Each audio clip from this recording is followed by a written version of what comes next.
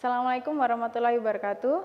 Sobat Fisio, pada kesempatan hari ini kita akan belajar mengenai manajemen fisioterapi pada spinal cord injury.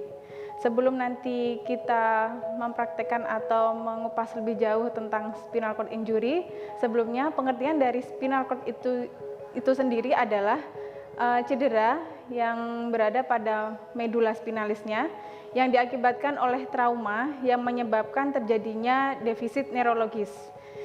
Defisit neurologis ini dimulai dari adanya paralisis, kemudian hilangnya sensibilitas, kemudian adanya gangguan atau hilangnya refleks pada tubuh. Baik, kenapa di sini spinal cord injury? Ya, ini merupakan trauma, jadi tidak berkaitan dengan adanya massa atau tumor ya, sehingga memang pada spinal cord injury ini berkaitan dengan adanya trauma. Dan tentunya mungkin teman-teman juga sudah mengetahui bahwa di sistem tulang belakang kita ya itu terdiri dari beberapa ruas tulang belakang, dan tentunya pada spinal cord injury kalau kita lihat adalah berbentuk seperti tabung. Dan tabung ini adalah mulai dari C1 sampai dengan L2. Kemudian tabung tersebut akan dilanjutkan sampai dengan coccygeus. Tetapi mungkin teman-teman semua dipahami bahwa berbentuk tabung pada medula spinalis itu hanya terletak pada L2. Selanjutnya tidak lagi berbentuk tabung, tetapi hanya berbentuk seperti saraf atau serabut. Oke, pada medula spinalis itu terdiri dari dua bagian, ada namanya gray matter dan white matter. Untuk bagian gray matter ini, ya ini merupakan motor neuron, jadi berkaitan dengan kontraksi otot, bekerja secara volunter dan otonom.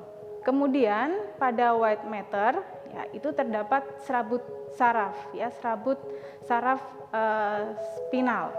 Dan di sini ada beberapa bagian, yaitu yang pertama adalah bagian dorsal column ya, terletak pada posterior. Kemudian yang kedua adanya spinatothalamikus. Pada dorsal volume itu di bagian posterior ini berfungsi sebagai sensoris ya. Dan sensoris ini berkaitan dengan touch, kemudian proprioceptif, kemudian vibration. Nah, pada spinatothalamikus ya ini berada di bagian lateral dan fungsinya berkaitan dengan temperatur tubuh. Ya. Ventral ya itu kemudian berkaitan dengan light, touch, kemudian pada bagian ini dia akan menyilang ya. Jadi serabut sarafnya dia akan menyilang. Kemudian pada bagian selanjutnya disebut dengan serabut descending. Nah, pada serabut descending ini ada dua bagian, yaitu corticospinal ya yang berada di lateral, dan ini adalah berkaitan dengan main voluntary motor. Dan pada bagian ini berada di bagian upper, jadi persarafan yang mensarafi di bagian upper extremity, sehingga jika ada lesi pada bagian upper extremity ini, kemungkinan lesi yang terbesar ada di bagian ekstremitas atas.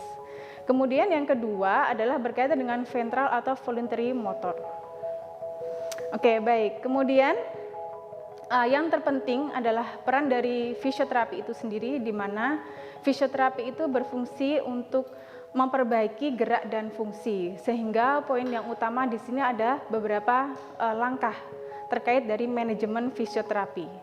Yang pertama adalah kita harus menilai dari impairment, kemudian functional limitation, kemudian participation restriction.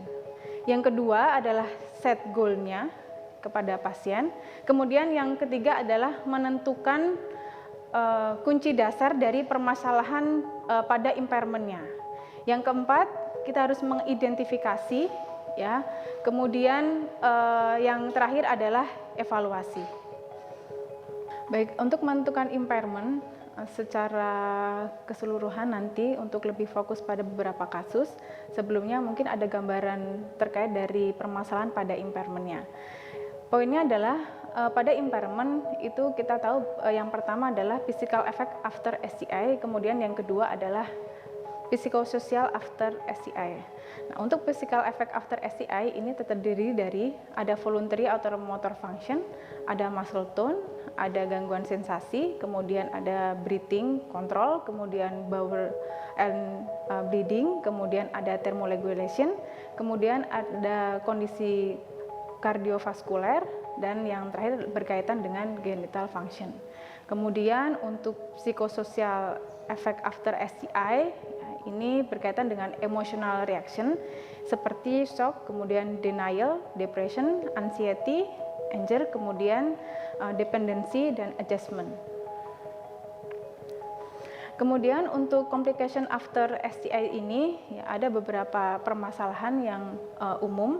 Yang pertama adalah terkait dengan pressure ulkus ya, karena mungkin beberapa kasus STI kondisi akut ya didapatkan bahwa pasien itu harus bed rest sehingga ada kemungkinan untuk pressure ulkusnya. Kemudian ada potensi dari DVT, ya, kemudian ada gangguan respiratori, kemudian ada decrease dari ROM-nya, kemudian ada berkaitan dengan postural atau hipotonus, kemudian ada berkaitan dengan gangguan gastrointestinalnya, kemudian yang bisa kita lihat atau yang kita sering adalah berkaitan dengan upper tract complication, kemudian yang terakhir adalah berkaitan dengan pain atau nyeri. Pada activity limitation ini berkaitan dengan gangguan dalam melakukan fungsi setiap individu. Ini terdiri dari 3 bagian. Yang pertama terkait dengan self-care activity, kemudian ada mobility activity, dan instrumental ADL. Untuk self-care activity ini misalkan berkaitan dengan dressing, toileting, kemudian grouping juga bisa, kemudian ada berkaitan dengan bathing. Kemudian kalau untuk mobility activity ini misalkan contohnya berkaitan dengan bed mobility, kemudian transfer ability, dan juga berkaitan dengan stair climbing-nya. Kemudian untuk instrumental ADL ini berkaitan dengan housekeeping, laundry, kemudian mungkin berbelanja dan sebagainya. Kemudian berikutnya berkaitan dengan participation restriksi. Di sini berkaitan dengan keterlibatan dalam situasi atau kehidupan kita bersosial ya. Dan misalkan ini berkaitan dengan hubungan antara individu dengan masyarakat. Nah, ini yang paling penting ya dalam manajemen dari fisioterapi, karena mungkin kita sering banyak lebih pada menangani gangguan-gangguan berkaitan dengan impairment-nya, tetapi untuk partisipasi restriksinya kita sering tidak menyinggung terkait dengan kondisi seperti ini. Padahal masalah ini adalah masalah yang sangat penting di mana kita berada atau sering berada di lingkungan masyarakat. Kemudian berkaitan dengan environmental factor. Ya, di environmental factor ini terjadi beberapa poin ya. Ada 5 poin di sini untuk environmental faktornya. Yang pertama berkaitan dengan produk atau teknologi, ini misalkan dengan komputer, kemudian lift, ya, elevator dan sebagainya. Kemudian berkaitan dengan natural environment dan human environment ya. Kemudian yang ketiga berkaitan dengan support dan relationship. Kemudian attitude, kemudian services, system, dan policy mungkin salah satunya. Nah, dalam environmental factor ini yang terpenting ada 2. Yang pertama adalah fasilitator, dan tentunya fasilitator ini berkaitan dengan fungsi dan mengurangi keterikatan kita dalam lingkungan. Misalkan berkaitan dengan sikap positif dan dukungan di antara lingkungannya. Kemudian bisa juga untuk environmental factor ini berkaitan dengan barriers ya, di mana ada batasan-batasan tertentu atau ancaman ya yang berada dalam lingkungan sehingga itu menjadi hambatan berkaitan dengan environmental faktornya. Kemudian berkaitan dengan personal factor, ini berkaitan dengan latar belakang individu yang bukan merupakan bagian dari kondisi kesehatan atau status kesehatan gitu. Ya, jadi personal factor ini lebih kepada setiap masing-masing individunya. Kemudian what are the key impairment of SCI itu sendiri? Jadi adalah key impairment SCI itu berkaitan dengan poor strength. Jadi memang adanya penurunan kekuatan otot. Itu pasti karena ada lesi di sistem saraf kita. Kemudian ada poor joint mobility ya, kemudian ada poor motor skill, adanya pain, kemudian ada poor cardiovascular fitness, kemudian ada poor respiratory function. Itu adalah merupakan key impairment dari SCI itu sendiri.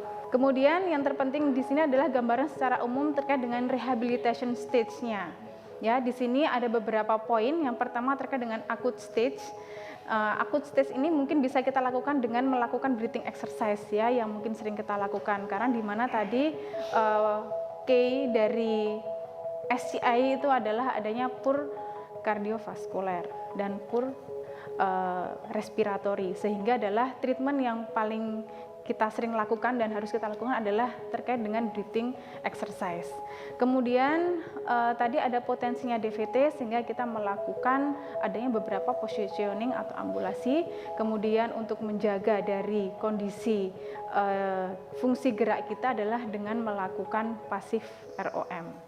Kemudian yang kedua adalah terkait dengan stabilization stage, ini berkaitan dengan aktif ya, activity. Kemudian ini kita bisa lakukan dengan tujuan-tujuan yang misalkan berkaitan dengan breathing, kemudian menjaga gerak fungsi, kemudian melakukan aktivitas fungsional.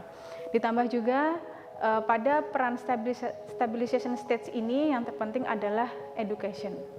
Kemudian berkaitan dengan rehabilitative stage ya, di sini berkaitan dengan functional atau ADL training, di mana kita bisa mengukur berdasarkan dengan kemampuan masing-masing individu dalam melakukan aktivitas fungsionalnya ya. Tentunya di sini setiap individu mempunyai aktivitas yang berbeda.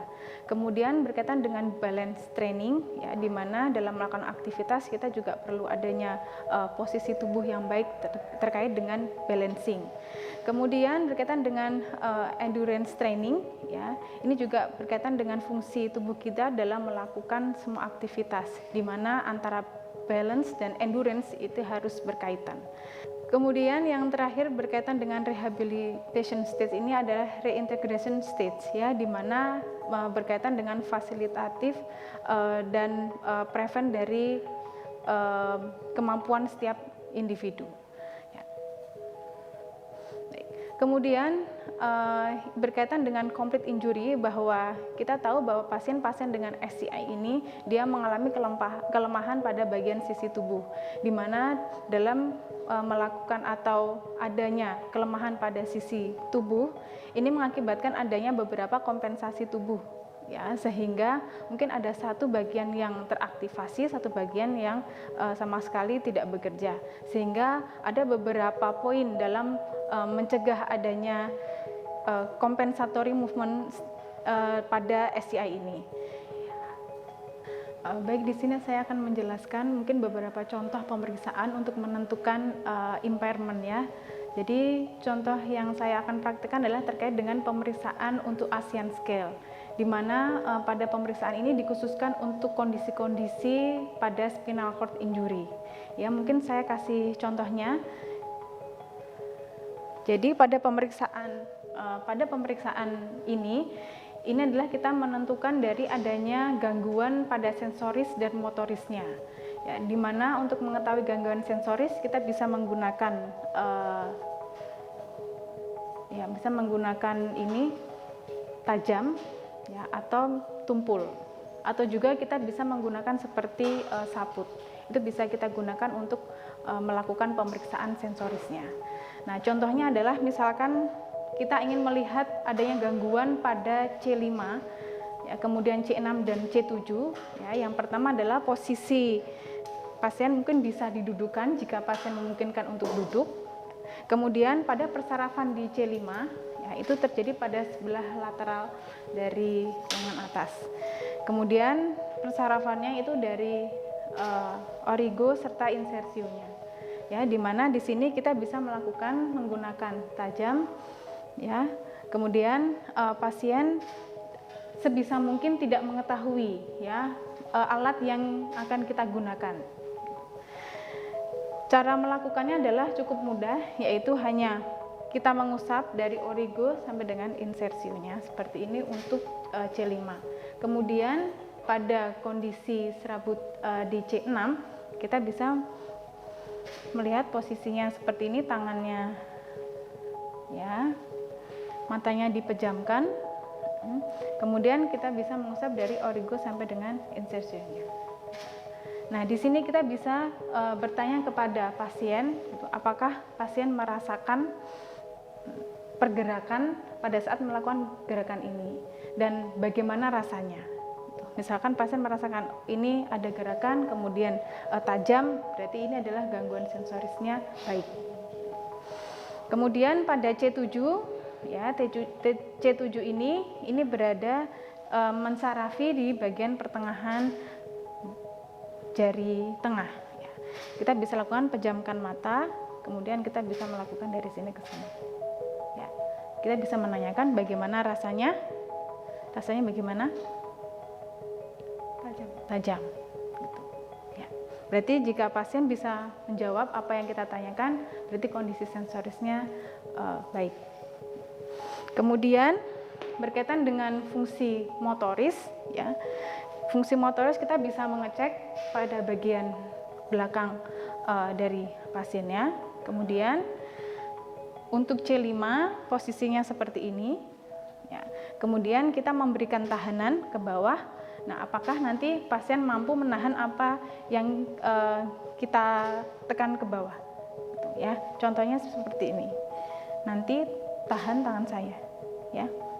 Coba saya berikan tahanan. Jika pasien mampu menahan apa yang saya tekan, berarti kondisi motoriknya baik. Gitu.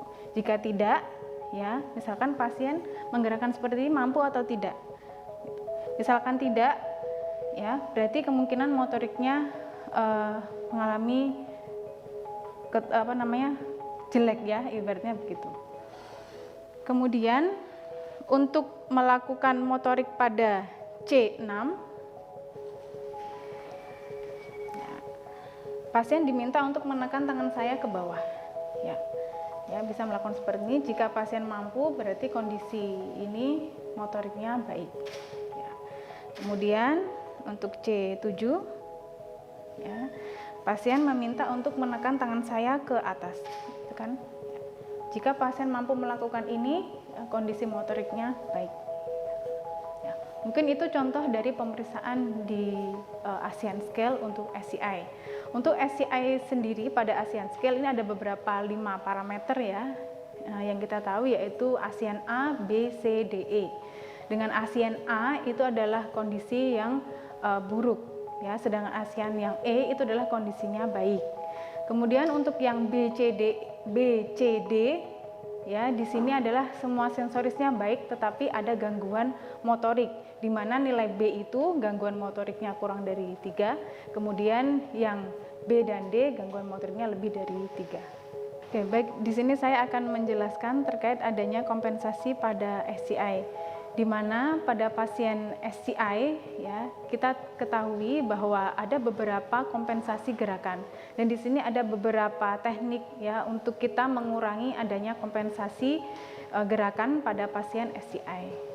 Ada beberapa poin dalam kita memanajemen untuk mengurangi kompensasi pada pasien SCI, ya, di mana pertama, misalkan contohnya ada kelemahan pada bagian ekstremitas atas, ya, di mana kita bisa melakukan, ya, ini disebut dengan muscle situation, di mana pasien, ya, pada pergerakan ini pasien menggerakkan ke arah atas untuk melawan gravitasi.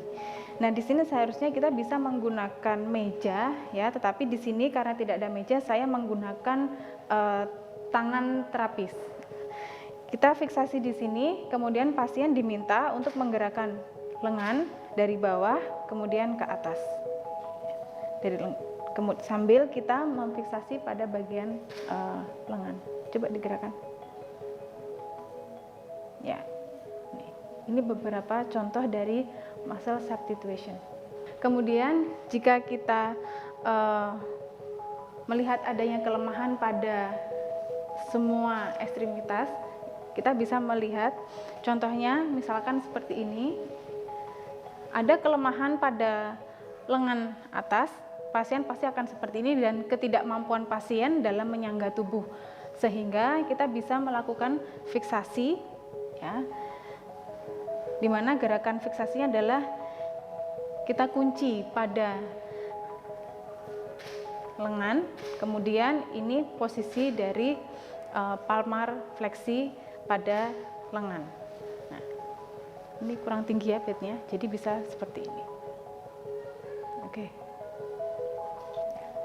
Untuk contoh yang lain terkait dari manajemen untuk melatih pada atau mengurangi dari kompensasi di ekstremitas atas, pasien kita bisa posisikan duduk, kemudian pada kondisi SCI tentunya ini mengalami kelemahan sehingga dia tidak mampu untuk menyangga tubuh.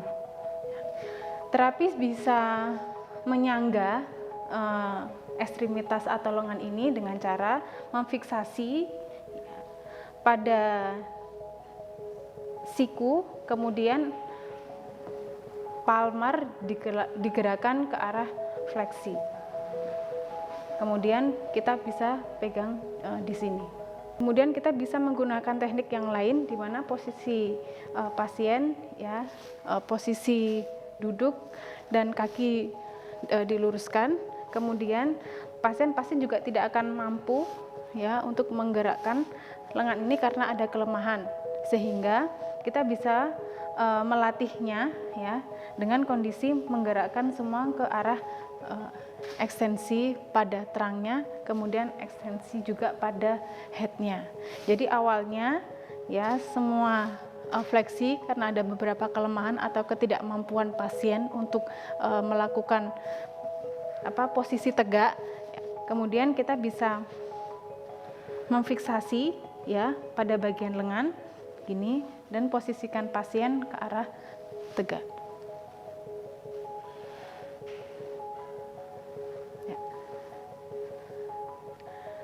Untuk teknik yang lain disebut dengan teknik head-hip relationship, di mana adanya hubungan antara kepala dengan hip. Contohnya seperti ini. Misalkan pada posisi duduk, ya, adanya hubungan antara kepala dengan hip. Ya. Kita bisa melakukan pada pasien di mana tangan berada pada sisi dan pasien diminta untuk menekan pada bed. Kemudian pada saat pasien itu akan berdiri, ya, pasien diminta untuk memfleksikan kepala, baru mengangkat badan. Ya, contohnya seperti itu. Berdiri. Nah, ya, ini akan jauh lebih mudah, ya, dibandingkan dengan pasien tidak melakukan pada fleksi headnya. Oke, Sobat VCEO, sekian video kita kali ini. Terima kasih. Wassalamualaikum warahmatullahi wabarakatuh.